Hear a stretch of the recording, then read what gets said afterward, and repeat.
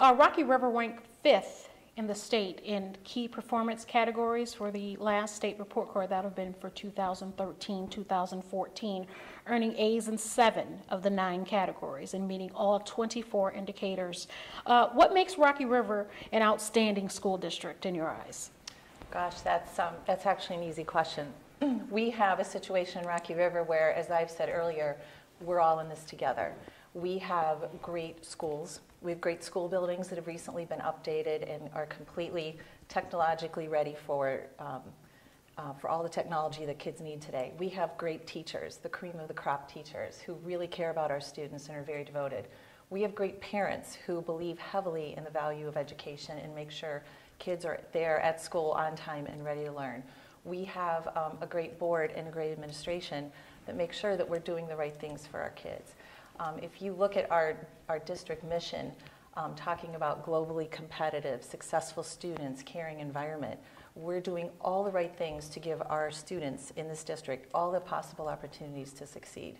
So I think that's why it's that team effort and collaboration that makes our district so successful.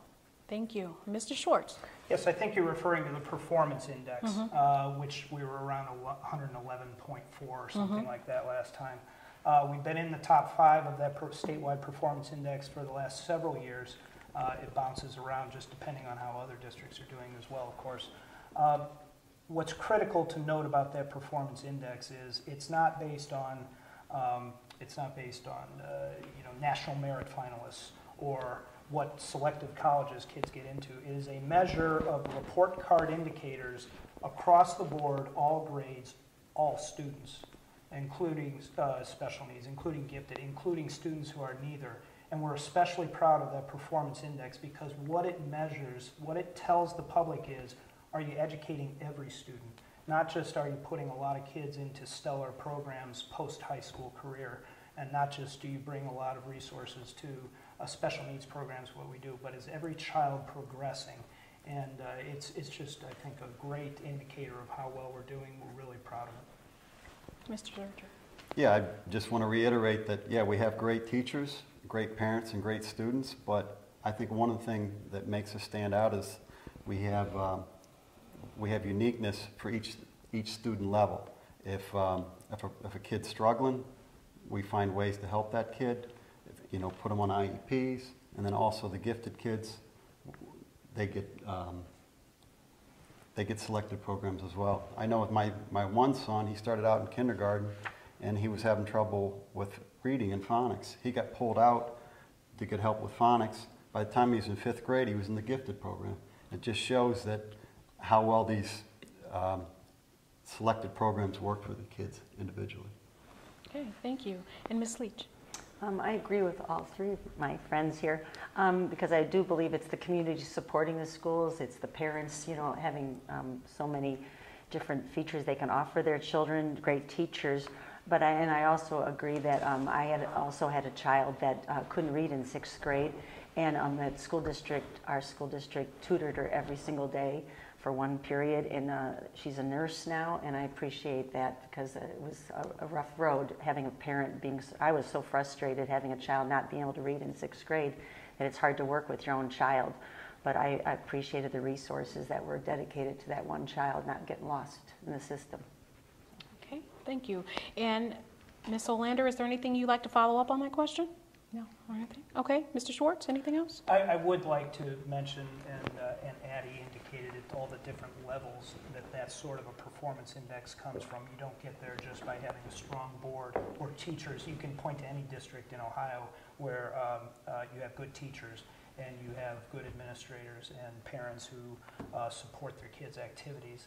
But when it's all working together in a nice, balanced concert, that's when it really happens. There's a buzz that just raises everybody, and the administration has a vision to put the teachers into the best performance situations, placing teachers where they can best perform or where they can most help the children. Tutors is a huge thing. It's been indicated here. We have the luxury of community financial support that allows for us to have more tutors probably than most districts do. and that adds it extends the reach of the teacher very much. Okay, thank you. And Mr. Zurcher, anything else you'd like to add? No, that's good. Okay, what about you? No, it's that. Okay. Mr. Schwartz, you had mentioned it's about an overall picture. It's about educating all students. On that same report card, the district maintained a C for 2 consecutive years for value-added growth in students with disabilities, and also a B in value-added for students in the lowest 20% of academic achievement. What does the district need to do to improve upon those marks? We need to keep researching and evaluating what caused those scores, because we have a very small number of students in, for example, those subgroups, is what they're called, subgroups. And when you have a small number, statistical method doesn't work anymore. You can have some students that might skew the results because there's not enough in the subgroup to have it statistically all average out. That being said, it can get better. I personally am opposed to what we have to do with our special needs students as far as doing standardized tests. I think the state is absolutely wrong about it. There should be ways for special needs students to do better, to improve, to enter into mainstream life without having to go through tests that are designed for students that don't have the special needs. So we have to work harder at that. We work hard. We have to do better at that. Most every district, Solon would be an example. Solon's always at the top of the performance index. What's the one area they struggle with? Subgroup of special needs scoring on that report card. It affects a lot of good districts. We don't ignore it. And I don't have the educational background, the doctorate, the master's in educational process to know exactly what needs to be done. I just know we're aware of it. Okay, thank you. And Mr. Zurcher? Yeah, I think first you have to go back and reevaluate and verify that they really are performing at a below level. And if they are, then you have to evaluate the program and the tutors and the approach they're taking and maybe take a new approach, but obviously, improve and increase their scores. Okay, Ms. Leach? It does sound crazy to have standardized testing for kids with special needs, so I agree with Scott. You have to look at exactly, what's going on with their disabilities and how we can help them, but do it on a one-on-one, and especially if the numbers aren't that great. I can see where it's skewed, but hopefully we're not forgetting about them, and hopefully we're on top of it. Okay, thank you. And Ms. Olander?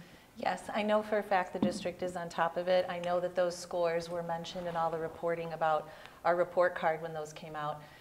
And I know they're looking at that. I know we put a lot of resources into those kids.